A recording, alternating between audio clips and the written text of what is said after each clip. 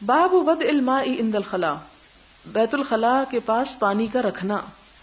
حدثنا عبداللہ بن محمد قال حدثنا ہاشم بن القاسم قال حدثنا ورقاء عن عبید اللہ بن ابی یزید عن ابن عباس ان النبی صلی اللہ علیہ وسلم دخل الخلاء. ابن عباس کہتے ہیں کہ نبی صلی اللہ علیہ وسلم بیت الخلاء میں داخل ہوئے. فوضعت له وضوءا، تو میں نے آپ کے لیے وضو کا پانی رکھا. ایک وضو ہوتا ہے واو کے پیش کے ساتھ، اور یہاں آپ دیکھ رہے ہیں کہ ودو ہے واو کے زبر کے ساتھ. ودو کہتے ہیں وضو کا پانی، یعنی وہ برتن جس کے پانی سے وضو کیا جاتا ہے، کہ میں نے آپ کے پاس پانی لا کے رکھا. قال من وضع ھذا، آپ نے پوچھا یہ کس نے رکھا ہے. اس کا یہ نہیں مطلب کہ آپ بیٹھ چکے تھے تو پھر پانی لا کے رکھا، یعنی آپ نے ارادہ کیا کہ میں بیت الخلاء جاتا ہوں. عبداللہ بن عباس کو پتا چلا تو انہوں نے کیا کیا، نیکی کمانے کے لیے پہلے ہی جا کے پانی رکھ دیا وہاں. جب آپ وہاں گئے تو آپ نے پوچھا یہ کس نے رکھا ہے پانی. فاخبر، آپ کو بتایا گیا، آپ نے دعا دی. فقال اللہم فقہہ فی الدین، کہ اللہ اس کو دین کی سمجھ بوجھ عطا کر.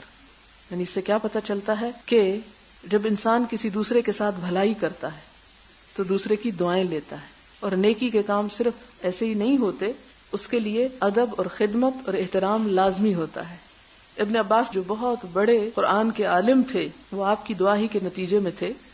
اب آپ دیکھیں کہ ان کی سوچ سمجھ اور ان کی توجہ صرف اس بات پر نہیں تھی کہ حضور صلی اللہ علیہ وسلم نے کیا سنایا اور میں وہ لکھ لوں اور یاد کر لوں، اور نہیں، اس پر بھی تھی کہ آپ کی ضروریات کیا ہے. اور ضروریات تو بہت سی ہو سکتی ہیں، لیکن آپ دیکھیں کہ اس ضرورت تک کو پورا کرنا کسی کی، کہنے کو تو ایک بڑی مایوب سی بات ہے اور ایک بڑی فضول سی بات لگتی ہے بظاہر، لیکن یہ ابن عباس کے سمجھدار ہونے پر دلیل تھی. اور یہی وجہ ہے کہ بڑے بڑے صحابہ کرام جو عمر میں بھی ان سے بڑے تھے، ان سے آ کے مسائل پوچھا کرتے تھے. یعنی علم میں ان کا مرتبہ کہیں بڑا تھا، اور یہ علم کا مرتبہ صرف علم کے یاد کر لینے سے نہیں ان کو ملا، اس ادب و احترام اور خدمت کے صلے میں. باب لا تستقبل القبلۃ ببول ولا غائط، قبلے کی طرف منہ نہ کیا جائے پیشاب کرتے وقت اور غائط رفع حاجت کے وقت. الا مگر عند البناء، کسی عمارت کے پاس، جدار دیوار ہو، او نحوی یا اسی قسم کی کوئی چیز ہو. یعنی اگر کوئی شخص کسی میدان میں بیت الخلاء بنائے ہوئے ہے یا وہاں اپنی حاجت پوری کر رہا ہے، جیسے گاؤں وغیرہ میں لوگ باہر نکل جاتے ہیں، تو اس موقع پر جس طرح منہ کر کے نماز پڑھتا ادھر نہ منہ کرے. لیکن اگر وہ کسی کمرے میں ہے، جیسے ہمارے ہاں بند ٹوائلٹس ہوتے ہیں، اور اس میں پاکستان میں تو ایسا مسئلہ نہیں ہوتا، بعض اوقات آپ ٹرین پر ہوتے ہیں، بعض اوقات جہاز میں ہوتے ہیں، بعض اوقات آپ کسی ایسے ملک میں ہوتے ہیں جو مسلمانوں کا نہیں، اور ان کے ٹوائلٹس عین اس طرف بنے ہوئے ہوتے ہیں جس طرف قبلے کا رخ ہے، تو اس میں یہ نہیں کہ آپ نہیں جا سکتے یا آپ کہیں کہ اب میں تو باتھ روم ہی نہیں جاتا، اس کا تو منہ اس طرف ہے اور کھڑے ہو جائیں آپ. نہیں، ایسے اگر وہ صحرا کے علاوہ کسی عمارت کے اندر ہے ٹوائلٹ بنا ہوا اور اس میں رخ قبلے کی طرف بھی ہے تو کوئی حرج نہیں.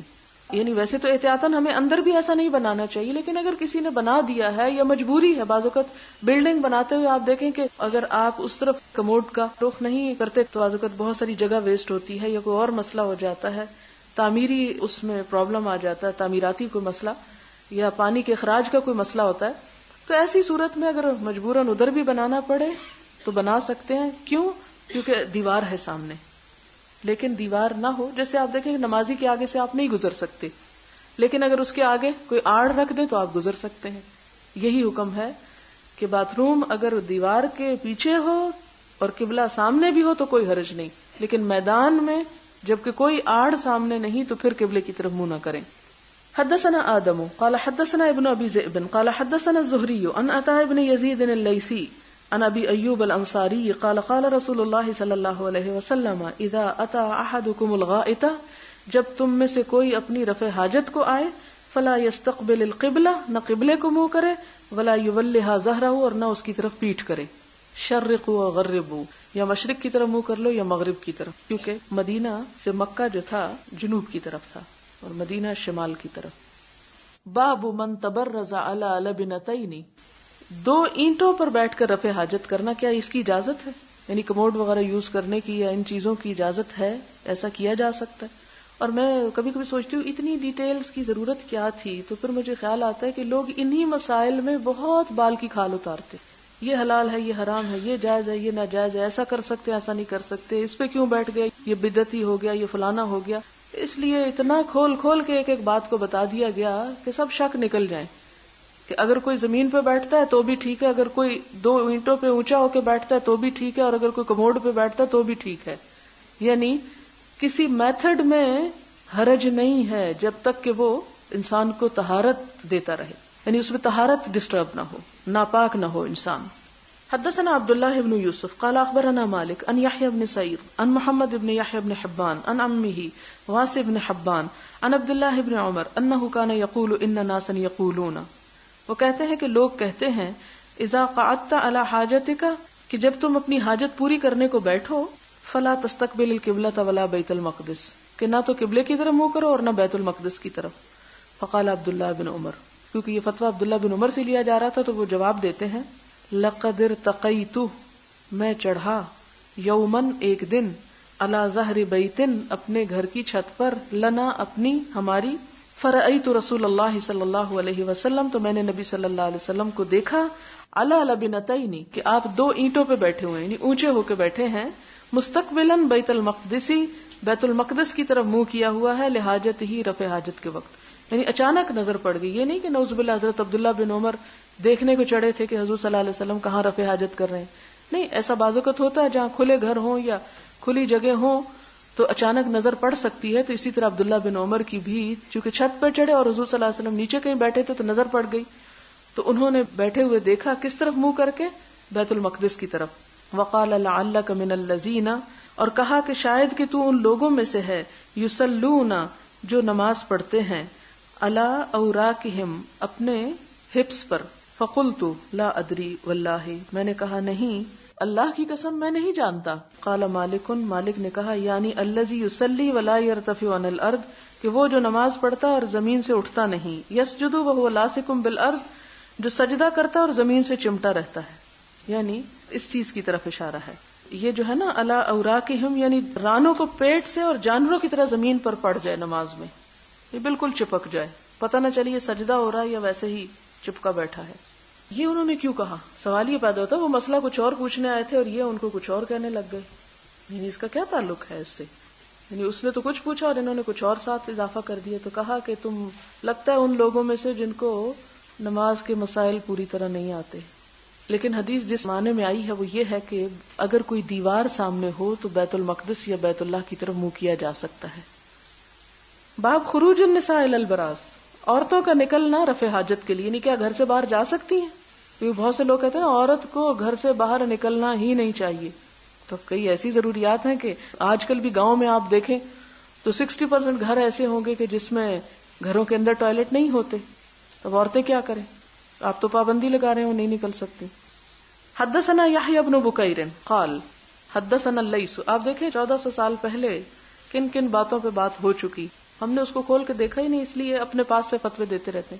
حدثنا اللیث قال حدثني عقیل عن ابن شہاب عن عروہ عن عائشہ ان ازواج النبی صلی اللہ علیہ وسلم كنا یخرجن باللیل، کہ ازواج مطہرات رات کو نکلا کرتی تھیں، اذا تبرزن جب رفع حاجت کے لیے نکلتی، الی المناصع مناصع کی طرف. مناصع وہ مقامات ہیں مدینہ کے جو بقیع کی طرف واقع ہیں، عورتیں وہاں پر اپنی رفع حاجت کے لیے جایا کرتی تھی. اب بھی گاؤں میں یہ ہوتا ہے کہ رات کے وقت عورتیں عموماً نکلتی ہیں اور مردوں کے لیے جگہیں الگ ہوتی ہیں اور عورتوں کے جانے کی جگہیں الگ ہوتی ہیں، اور 2-3 عورتیں اکٹھی مل کے نکلتی ہیں بعض اوقات. اور یہ کہ اس میں بھی انسان کی ایک ہیبٹ ہو جاتی ہے. اگر ہیبٹ یہ ہو جائے رات کے وقت جانا تو یہ ہے کہ ان کے ہاں چونکہ بچپن سے ٹوائلٹ ٹریننگ ایسی دے دی گئی کہ دن کو ضرورت کم پڑے اور رات کو جائیں تو رات کو ہی جاتے تھے. اور دوسری بات یہ ہے کہ ان لوگوں کی زندگیاں بہت فطرت کے اصولوں کے مطابق تھیں، جس کی وجہ سے ان کے ہاں ایسی مشکلات نہیں تھی جو شہری زندگی میں مشکلات ہوتی ہیں، اور بہت سی بیماریاں اور بہت سے خرابیوں کے اسباب پیدا ہوتے رہتے ہیں. حتیٰ کہ آج صبح ہی میں پڑھ رہی تھی کہ حضرت عائشہ یہ کہتی ہیں کہ اسلام میں سب سے پہلی بدعت جس کا رواج ہوا وہ پیٹ بھر کے کھانے کی تھی. آپ صلی اللہ علیہ وسلم کے زمانے میں لوگ پیٹ بھر کے کھانا نہیں کھاتے تھے، اپنے آپ کو کچھ بھوکا رکھتے تھے. تو سب سے پہلی خرابی جو آئی پیٹ بھر کے کھانے کی آئی، اور پیٹ بھر کے انسان کھا لے تو سستی اور غفلت، اور پھر اس سے بہت سی خرابیاں، اور اس میں اگر اسٹمک اپسٹ ہے تو وضو کے مسائل کھڑے ہو جائیں گے اور ساری روٹین ڈسٹرب ہو کے رہ جائے گی. تو یہ ایک چیز دوسری بہت سی خرابیوں کا سبب بن جاتی ہے. لیکن حضور صلی اللہ علیہ وسلم کے زمانے میں یہاں تک لوگوں کی ٹریننگ تھی کہ کھانا کس طرح ہے اور کتنا کھانا ہے کہ جس سے وہ چاقو چوبند رہ سکیں. اور اب تو ہم صرف کھانے پینے کو ہی رہ گئے ہیں. سب انجوائمنٹ جو ہے وہ کھانے پینے کے ارد گرد ہی گھومتی ہے. ان عروۃ عن عائشہ ان ازواج النبی صلی اللہ علیہ وسلم کن یخرجن باللیل اذا تبرزن، یعنی جب رفع حاجت کو جاتی، برزہ کا مطلب ہوتا ہے رفع حاجت کے لیے نکلنا، الی المناصع، مناصع کی طرف، وہو سعید، اور وہ اونچا علاقہ ہے، افیح یعنی کھلا میدان ہے، یعنی اونچا کھلا میدان ہے، دور کا علاقہ. فکان عمر یقول للنبی صلی اللہ علیہ وسلم، یعنی جب عورتیں رات کو جاتی تو عمر رضی اللہ تعالیٰ عنہ کو اچھا نہ لگتا، وہ آپ صلی اللہ علیہ وسلم کو کہتے یا رسول اللہ احجب نساءک، اپنی عورتوں کو پردہ کروائیں. فلم یکن رسول اللہ صلی اللہ علیہ وسلم یفعل، لیکن آپ صلی اللہ علیہ وسلم ایسا کرنے کا حکم نہیں دیتے تھے کیونکہ اللہ کی طرف سے حکم نہیں آیا تھا. فخرجت سودۃ بنت زمعہ، تو ایک دفعہ حضرت سودا اپنے گھر سے نکلی، زوج النبی صلی اللہ علیہ وسلم، لیلۃ من اللیالی، راتوں میں سے ایک رات کو نکلی گھر سے، عشاء کے وقت، اکیلی ہوں گی. وکانت امرأۃ طویلہ، اور لمبی عورت تھی، یعنی لمبے قد کی تھی. فناداها عمر، حضرت عمر نے دیکھ لیا ان کو راستے میں تو آواز دی، الا قد عرفناک یا سودا، سودا ہم نے تجھے پہچان لیا، تم جا رہی ہو. حرصاً، اور عمر رضی اللہ تعالیٰ عنہ کیوں اتنا اس چیز کے لیے کنسرنڈ تھے کہ ان کو اس بات کی حرص تھی، الا ان ينزل الحجاب، کہ حجاب کا حکم آ جائے بس. فانزل اللہ الحجاب، تو اللہ تعالیٰ نے حجاب کا حکم اتار دیا. یعنی حضرت عمر پہ وہ دن گزارنے مشکل ہو رہے تھے کہ جس میں عورتیں حجاب نہیں کرتی تھی. اور اس سے آپ ایک اور چیز دیکھیں کہ حضور صلی اللہ علیہ وسلم کتنے معتدل مزاج کے انسان تھے کہ جو چیز اسلام میں نہیں وہ بلا وجہ کیوں مسلط کی جائے ان پہ. یعنی اپنی طرف سے کوئی سختی نہیں پیدا کرتے تھے یا کوئی پابندی نہیں لگاتے تھے یا کوئی ایسی چیز. بہت سے لوگ مجھ سے بھی کہتے ہیں کہ جی آپ بچیوں کو کہیں یہ پہنے، یہ کریں، یہ نہ کریں. وہ کہتی ہے جب آ جائے گا حجاب کا حکم تو کر لیں گی. اس سے پہلے ہی ان کو اگر سمجھ نہیں، زبردستی یہ کام کرانے کا فائدہ کچھ نہیں، کیونکہ اسلام میں صرف ایک حجاب ہی تو نہیں حکم رہ گیا، اور بھی بہت سے فرائض اور اخلاق اور عبادات کی باتیں ہیں. ٹھیک ہے وہ ایک عورت کی پہچان ضرور ہے، اور جب احساس ہو اور دل میں بات آئے اور انسان اللہ تعالیٰ کا ایک حکم کو سمجھ جائے تو پھر اس کے لیے کوئی اور چوائس بھی نہیں ہے. اس میں عورت کا وقار اور عظمت بھی ہے. لیکن ہمارے ہاں جب اسلام کی تبلیغ شروع ہوتی ہے خصوصاً عورتوں کو، تو سب سے پہلے جس چیز پہ تنقید اور جھاڑ پٹی ہوتی ہے وہ حجاب ہوتا ہے. تو خدا کے لیے حجاب سے شروع نہ کریں، شروع کریں جہاں سے آپ صلی اللہ علیہ وسلم نے ایمان اور عقیدہ اور اخلاق اور بہت ساری چیزیں، اور پھر یہ بھی ان میں سے ایک حکم ہے وہ بھی آ جائے گا. لیکن یہ ہے کہ ظاہر ہے مسلمان ہونا اور مسلمان پیدا ہونے میں بھی فرق ہے. مسلمان ہونا اور پیدا ہونا، یعنی پیدا ہونے سے مراد یہ ہے کہ ایک مسلمان گھر میں پیدا ہو اور ایک بچی کہے کہ نہیں جب تک میں وہ فلاں صورت نہیں پڑھوں گی تو میں نہیں عمل کروں گی، یہ پھر ایسی پابندی اور ایسی بات بھی نہیں کرنی چاہیے. اب مسلمان پیدا اور مسلمان ماؤں کا فرض کیا ہے کہ اپنی بچیوں کو شروع سے ہی شرم و حیا کی بات سکھائیں، کیونکہ بہرحال ایک مسلمان اور ایک غیر مسلمان عورت میں بہت بڑی حد فاصل ہے. سب سے بڑی پہچان ہے لا الہ الا اللہ، تو زبان سے پڑھا جاتا ہے نا اور دل میں ہے، لیکن ظاہر میں کس سے معاملہ کیا جائے گا؟ کسی پہچان سے.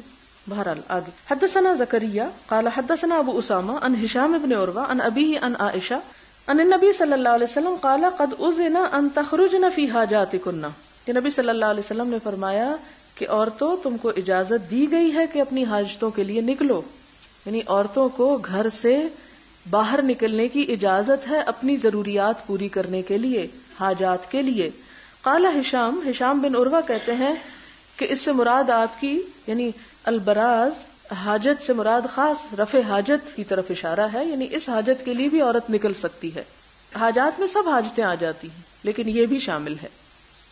باب التبرز فی البیوت، کہ اگر کوئی باہر نہیں جاتا گھر میں ٹوائلٹ بنا لیتا، کیا اس کی اجازت ہے؟ حدثني ابراہیم بن المنذر قال حدثنا انس بن ایاز عن عبید اللہ عن محمد بن یحیی بن حبان عن واسع بن حبان عن عبد اللہ بن عمر قال ارتقیت فوق ظہر بیت حفصہ، میں نے اوپر چڑھ کے دیکھا حضرت حفصہ کے گھر کی چھت پر، لباس حاجتی، اپنی کوئی حاجت پوری کرنی. میں اپنے کسی کام سے گیا تھا اوپر کسی چھت پہ، اور وہ چھت کس کی تھی؟ حضرت حفصہ کے کمرے کی چھت تھی. فرأیت رسول اللہ صلی اللہ علیہ وسلم، تو میں نے دیکھا کہ آپ صلی اللہ علیہ وسلم یقضی حاجتہ، اپنی حاجت پوری کر رہے ہیں، رفع حاجت کر رہے ہیں، مستدبر القبلۃ، قبلے کی طرف پیٹھ کر کے، مستقبل الشام، بیت المقدس کی طرف منہ کر کے.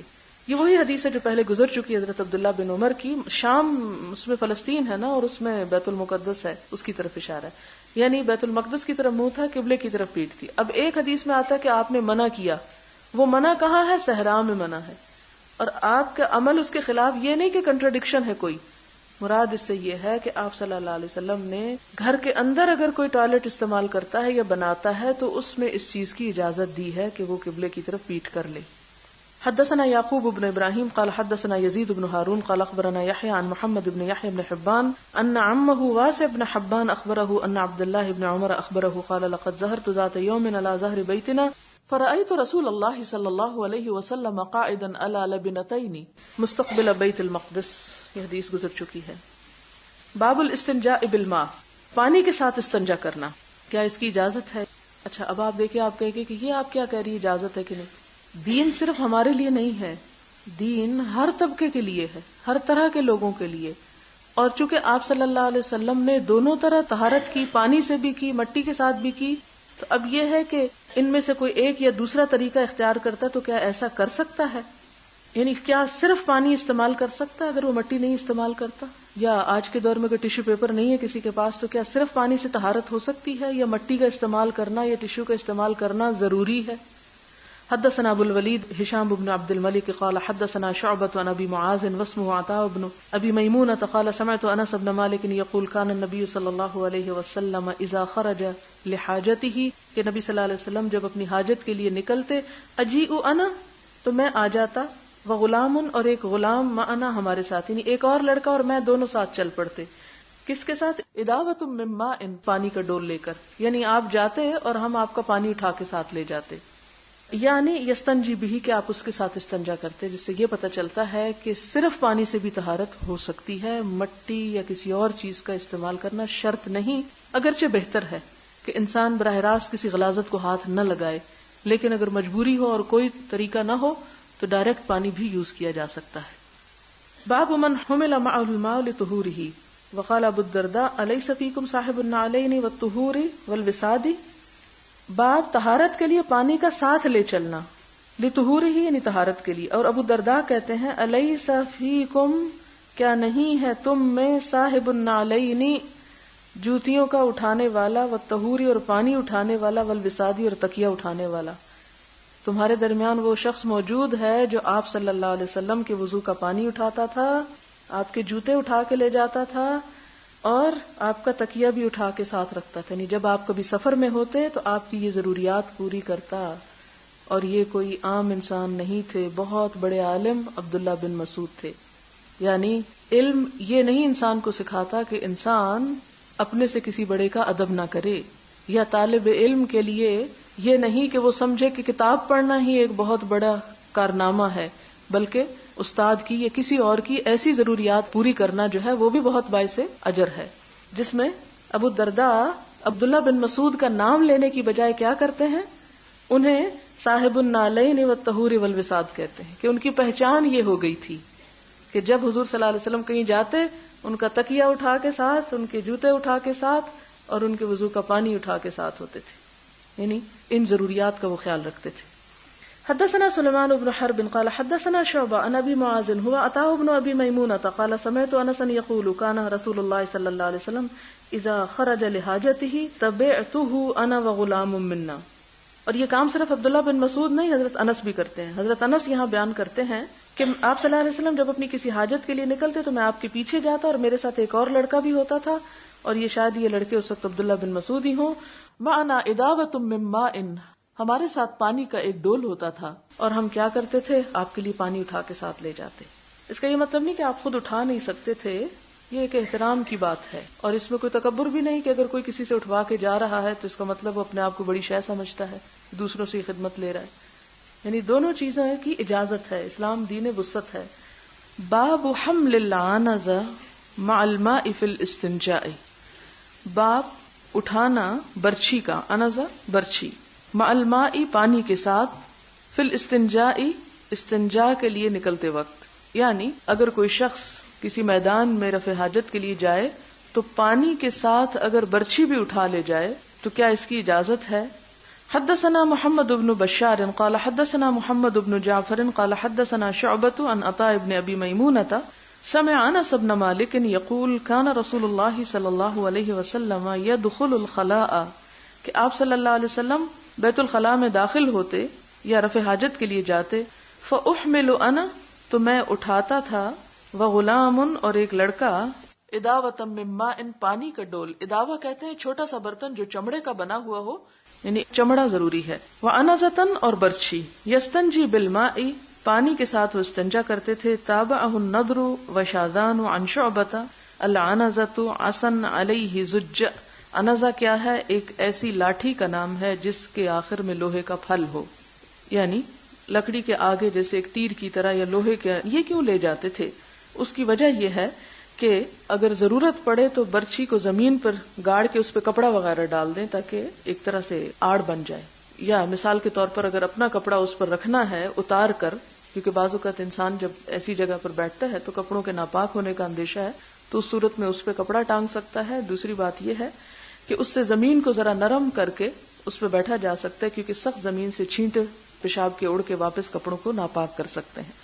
تو اس لیے زمین کو کھودنے کے لیے یا نرم کرنے کے لیے یا کپڑا وغیرہ گاڑنے کے لیے. اور اسی طرح یہ ہے کہ اگر وہ لاٹھی جو ہے ذرا بڑی ہے تو راستے میں اگر کوئی ایسا جانور ہے یا کوئی تکلیف دہ چیز ہے تو اس کو مارا بھی جا سکتا ہے اس سے. جیسے سانپ بچھو وغیرہ اگر کہیں نکل آتے ہیں تو ایک طرح سے حفاظت کے لیے وہ ساتھ لے جانے کی اجازت ہے. باب النہی عن الاستنجاء بالیمین، دائیں ہاتھ سے استنجا کرنے کی ممانعت. دایاں ہاتھ کھانے کے لیے، لکھنے کے لیے، اچھے کاموں کے لیے، اور بایاں ہاتھ جو ہے وہ نجاستوں کے لیے مخصوص ہونا چاہیے. حدثنا معاذ بن فضالة قال حدثنا هشام هو الدستوائي عن يحيى بن ابي كثير عن عبد الله بن ابي قتادة عن ابيه قال قال رسول الله صلی اللہ علیہ وسلم اذا شرب احدكم، جب پیے کوئی تم میں سے، یعنی پانی پیے، فلا يتنفس، تو نہ سانس لے، فی الاناء، برتن میں، یعنی برتن کے اندر سانس نہ لے. کیوں؟ اخلاق اور تہذیب کے خلاف ہے نمبر ایک، اور دوسری بات یہ کہ جیسا کہ اب ہم جانتے ہیں کہ انسان کی جو سانس لینے کے بعد باہر گیس آتی ہے وہ کاربن ڈائی آکسائڈ ہے جس میں زہریلے اثرات ہوتے ہیں اور وہ فوڈ میں شامل ہو کے انسان کو نقصان دے سکتے ہیں. وَإِذَا أَتَى الْخَلَاءَ، اور جب بیت الخلاء کو آئے، فَلَا يَمَسَّ ذَكَرَهُ، تو اپنی شرمگاہ کو نہ چھوئے، بِيَمِينِهِ، اپنے دائیں ہاتھ سے، وَلَا يَتَمَسَّحْ بِيَمِينِهِ، اور نہ استنجا کرے دائیں ہاتھ سے. باب لا يمسك ذکرہ بیمینہ اذا بالا، باب اس بات کا کہ اپنی شرمگاہ کو مت پکڑے دائیں ہاتھ سے جب پیشاب کرے. حدثنا محمد بن یوسف قال حدثنا الاوزاعی عن یحیی بن ابی کثیر عن عبد اللہ بن ابی قتادہ عن ابیہ عن النبی صلی اللہ علیہ وسلم قال اذا بال احدکم، نبی صلی اللہ علیہ وسلم نے فرمایا کہ جب تم میں سے کوئی پیشاب کرے، فلا یأخذن ذکرہ بیمینہ، تو اپنی شرمگاہ کو دائیں ہاتھ سے ہاتھ نہ لگائے، ولا یستنجی بیمینہ، نہ ہی دائیں ہاتھ سے استنجا کرے، ولا یتنفس فی الاناء، اور نہ برتن میں سانس لے. یہ بھی آپ دیکھیں کہ ایک بات تو یہ تھی کہ آپ ان چیزوں کا ذکر نہ کرتے شرم کے مارے، اور لوگ سیدھا کرتے یا الٹ کرتے، گندا کرتے یا صاف کرتے، لیکن آپ صلی اللہ علیہ وسلم نے زندگی کے پوشیدہ پہلوؤں پر بھی ادب اور تمیز سکھائی کہ جہاں کوئی اور انسان کو نہ دیکھ رہا ہو، انسان خود اس ادب اور صفائی اور طہارت کا التزام کرے اور ایسی کوئی حرکت نہ کرے کہ جو اس کے ضمیر پر کسی قسم کا بوجھ ڈالے. اور اس میں آپ دیکھیں کہ ظاہر ہے کہ انسان جس ہاتھ سے کھانا کھاتا ہے اس ہاتھ کا بھی ایک احترام ہے، یعنی اس غذا کی وجہ سے. یا اسی طرح آپ صلی اللہ علیہ وسلم نے نجاستوں کے علاوہ ہر کام دائیں ہاتھ سے کرنے کی تہذیب سکھائی یا تمیز سکھائی، تو یہ بھی اسی کا ایک حصہ ہے. باب الاستنجاء بالحجارۃ، پتھروں کے ساتھ یعنی ڈھیلوں کے ساتھ استنجا کرنا، یعنی اگر پانی نہ ہو تو. حدثنا احمد بن محمد المکی قال حدثنا عمرو بن يحيى بن سعيد بن عمرو المکی عن جده عن ابي هريرة قال اتبعت النبي صلی اللہ علیہ وسلم، میں نبی صلی اللہ علیہ وسلم کے پیچھے گیا، وخرج لحاجته، اور اپنی حاجت کے لیے آپ نکلے تھے یعنی گھر سے، فكان لا يلتفت، اور جب آپ چل رہے ہوتے تھے تو پیچھے مڑ کے نہیں دیکھتے تھے. یہ بھی ایک غلط بات ہے کہ انسان جیسے واک کر رہا ہو تو کرتے کرتے پیچھے مڑ کے نہیں دیکھنا چاہیے. یہ بھی اخلاق یا آداب یا تہذیب کے منافی بات ہے. اور اسی لیے آپ کو پتا چلا بھی کہ کوئی پیچھے آ رہا ہے لیکن آپ نے پیچھے مڑ کے نہیں دیکھا. فدنوت منہ، تو میں آپ کے قریب آ گیا. فقال، تو آپ نے فرمایا، ابغنی، لاؤ میرے لیے، احجارن، کچھ ڈھیلے، استنفد بہا، کہ میں طہارت کروں گا ساتھ اس کے، او نحوہ، یا ایسا ہی کوئی لفظ استعمال فرمایا، یعنی استنفد فرمایا یا استنجی فرمایا، لیکن مراد اس سے یہی تھی کہ آپ نے اس سے استنجا کرنا تھا. ولا تأتنی بعظم، اور میرے لیے ہڈی نہ لانا، یعنی استنجا نہیں کروں گا میں کس سے، ہڈی کے ساتھ. ولا روثن، اور نہ گوبر. فأتیتہ بأحجار، تو میں لے آیا آپ کے لیے کچھ پتھر، بطرف ثیابی، اپنے کپڑے کے کونے میں، یعنی ایک دو نہیں تھے، زیادہ ہوں گے، اس لیے انہوں نے اپنی کپڑے کے یا چادر کے کنارے پر ان کو اٹھا لیا ان کے زیادہ ہونے کی وجہ سے. فوضعتها الى جنبه، تو ان کو میں نے آپ کے پاس رکھ دیا. واعرضت عنه، اور آپ سے منہ موڑ لیا یعنی دور چلا گیا. فلما قضا، پھر جب آپ حاجت سے فارغ ہوئے، اتبعه، پیچھے لائے اپنے بہن ان کو، یعنی ان پتھروں سے اپنا آپ صاف کیا یعنی طہارت حاصل کی. اب سوال یہ پیدا ہوتا ہے کہ آپ نے ہڈی اور گوبر سے کیوں منع کیا؟ کہا یہ جاتا ہے کہ ہڈی جو ہے وہ جنوں کی غذا ہے اور گوبر جو ہے وہ جنوں کے جانوروں کی غذا ہے. اور دوسری بات یہ ہے کہ ہم اگر یہ دیکھیں کہ ہڈی ایک ایسی چیز ہے کہ جو کھانے کے بھی کام آتی ہے، تو اس کی بھی ایک طرح کی حرمت ہے، تو اس کو نجاست کے صاف کرنے کے لیے استعمال کرنا جو ہے وہ درست نہیں، چونکہ اس سے کھایا بھی جاتا ہے، پکائی جاتی ہے گوشت کے ساتھ ہڈی بھی، اس لیے اس سے استعمال نہیں کیا آپ نے. اسی طرح گوبر کیوں نہیں استعمال کیا کہ بذات خود وہ ایک نجس چیز ہے، اور ایک نجاست کو نجاست سے صاف کرنا، اس سے دل کا اطمینان جو ہے وہ ممکن نہیں، اس لیے اس سے منع فرمایا. باب لا یستنجا بروس، گوبر کے ساتھ استنجا نہ کیا جائے. حدثنا ابو نعیم قال حدثنا زہیر عن ابی اسحاق قال ليس ابو عبیدہ ذکرہ ولكن عبد الرحمن بن الاسود عن ابیہ انه سمع عبد اللہ یقول اتى النبی صلی اللہ علیہ وسلم الغائط، کہ نبی صلی اللہ علیہ وسلم رفع حاجت کے لیے آئے. فامرنی، تو مجھے حکم دیا، ان آتیہ بثلاثۃ احجار، کہ میں آپ کے پاس 3 پتھر لاؤں، 3 ڈھیلے لاؤں. اب یہاں شاید کسی کے ذہن میں یہ سوال پیدا ہو رہا ہو کہ آپ صلی اللہ علیہ وسلم دوسروں سے ہی کیوں منگواتے تھے. تو اس میں بھی تعلیم کا ایک پہلو پوشیدہ ہے کہ دوسروں کو بھی معلوم ہو جائے کہ کس کس چیز سے استنجا کیا جا سکتا ہے اور کتنے پتھروں تک کو استعمال کیا جا سکتا ہے. اور دوسری بات یہ ہے کہ اپنے سے بڑے کے لیے ایسی کوئی چیز لانا، پانی اٹھا کے دینا یا کچھ کرنا، بڑوں کو کروانا منع نہیں اور چھوٹوں کے لیے کرنے میں آر نہیں ہونی چاہیے، یہ ادب و احترام کا ایک تقاضا ہے. فوجدت حجرین، تو مجھے 2 پتھر ملے. فالتمست الثالث، تو میں نے تیسرا بھی ڈھونڈا. التمست یعنی ڈھونڈا. فلم اجد، تو نہ ملا مجھ کو. فاخذت روسۃ، تو میں گوبر لے آیا. فاتیتہ بہا، اور یہاں پر سوکھے ہوئے گوبر مراد ہے، یہ جیسے اپلے ہوتے ہیں جانوروں کے، یا جانور جہاں سے گزرتے ہیں ایسے حال میں گزرتے ہیں کہ ان کی گندگی وہیں ڈھیر ہو جاتی ہے، پھر وقت کے ساتھ ساتھ وہ وہیں پر سوکھ جاتی ہے، تو اس گوبر کی طرف اشارہ، تر گوبر کی طرف نہیں. فاخذت روسۃ، تو میں 2 ڈھیلے لے آیا اور 1 گوبر. فاتیتہ بہا، تو آپ کے پاس ان کو لایا. فاخذ الحجرین، تو آپ نے 2 پتھر لے لیے. والقا، اور پھینک دیا. الروسۃ، گوبر کو. وقال، اور فرمایا، ھذا رکس، یہ نجس ہے. جیسے پہلے بھی میں نے عرض کیا کہ گوبر سے طہارت نہ کرنے کی وجہ کیا تھی کہ وہ نجس، ناپاک ہے. وقال ابراہیم ابن یوسف عن ابی اسحاق حدثنی عبد الرحمن. باب الوضوء مرتن مرتن، ایک بار وضو کرنا، یعنی وضو میں صرف ایک مرتبہ اعضاء کا دھونا. حدثنا محمد بن یوسف قال حدثنا سفیان عن زید بن اسلم عن عطاء بن یسار عن ابن عباس روایت کرتے ہیں قال تودع النبی، وضو کیا نبی صلی اللہ علیہ وسلم نے، مرتن ایک بار. اس سے کیا پتہ چلتا ہے کہ 1 مرتبہ وضو کرنے سے بھی، 1 دفعہ دھونے سے بھی وضو کا فرض ادا ہو جاتا ہے. باب الوضوء مرتين، 2 دفعہ دھونا. حدثنا الحسين بن عيسى قال حدثنا يونس بن محمد قال حدثنا فليح بن سليمان عن عبد الله بن ابي بكر بن عمرو بن حزم عن عباد بن تميم عن عبد الله بن زيد ان النبي صلى الله عليه وسلم، کہ نبی صلی اللہ علیہ وسلم نے توضأ، وضو کیا، مرتين 2 مرتبہ، 2 بار، یعنی اس سے جواز نکلتا ہے. 1 مرتبہ بھی دھویا، 2 مرتبہ بھی دھویا.